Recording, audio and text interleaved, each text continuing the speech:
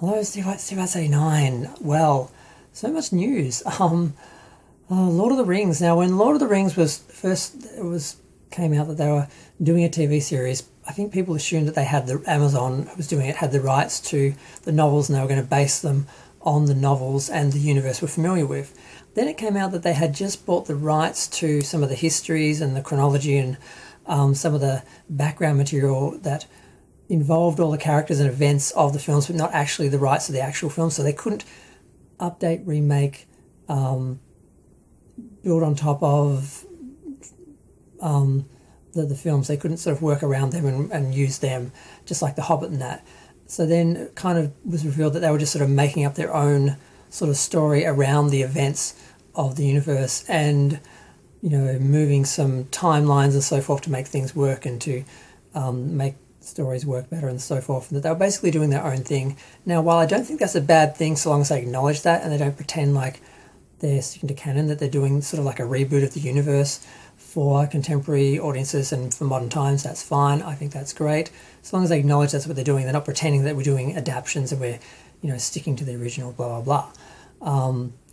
But it's just sort of interesting that now another group called Embracer Group has bought the rights to the novels, to the Lord of the Rings and the Hobbit, the main sort of substance of that sort of fictional universe. Now someone else owns them, and it's just so weird. It's like, okay, we're going to have a situation like Paramount and CBS now, where two people own the rights to the same franchise but different parts or different times or different elements, and one will do this and one will do that, and it's just a mess. Rights are such a mess, and they are destroying Hollywood. They're destroying franchises, they're destroying art and characters and shows. It's just a huge mess, and it's all just these IPs are just seen as property, something to just be owned and exploited and to create content. And there's no creators, no artists, no shepherds taking care of these franchises and looking out for the fans. It's just these marketing people doing cold, hard money research with no understanding of the franchises, no appreciation, no care, and they just are doing such a bad job of it. And it's industry-wide. It's not just Lord of the Rings. It's Star Trek. It's Doctor Who. It's Halloween almost, although that's a whole other thing. It's Star Wars and just all these franchises that have all been displaced from their original sort of homes or owners or creators who have all died or sold them over or lost control of them.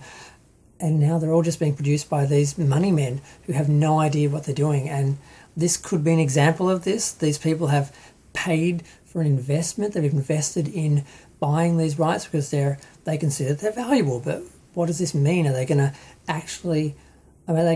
Disney Star Wars it up, where now they're going to do a Gollum movie and an Aragorn movie and just do all these little side movies like they did with Solo and tried to do with Obi-Wan, and then they end up cancelling and doing the Mandalorian, then doing the Obi-Wan series and cancelling that, and then doing it again with Leia instead of Luke, and just all over the place. It's just a mess, and I just am mourning all these franchises because they're dead and they're just being reanimated for content, and no one is really enjoying them anymore except new people who don't know the difference. And that's the audience they're going for. And hopefully for them, they hope that that's the majority general audience. But they're not the people that keep the things alive, because they're not the people that are passionate about them. That's what keeps these sort of franchises alive. You have passionate, dedicated audience who know this history, know the lore, and support the shows, not just the general audience watching them, because they watch that show, they go to the next show, they go to the next show. Whatever's being marketed, they watch. They just need content, they need to fill the hours. They don't care about it, they don't go back to it, they don't revisit it, they don't hold on to it, they don't buy merchandise, they don't support it in that way.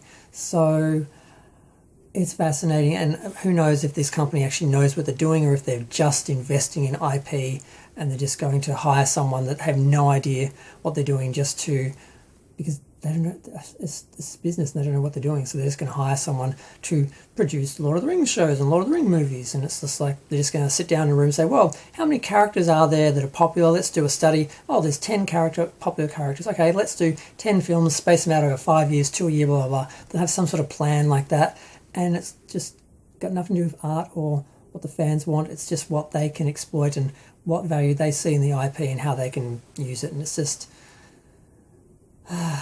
Wow, it's 5 minutes. I need to stop talking. Feel free to share, like, comment, subscribe. Let me know what you think. This just feels like CBS Paramount all over again, and I just feel like no franchise is safe. The whole industry is a mess, and I don't know how this can be resolved because the money people have control. I don't know. I'm gonna go. Bye.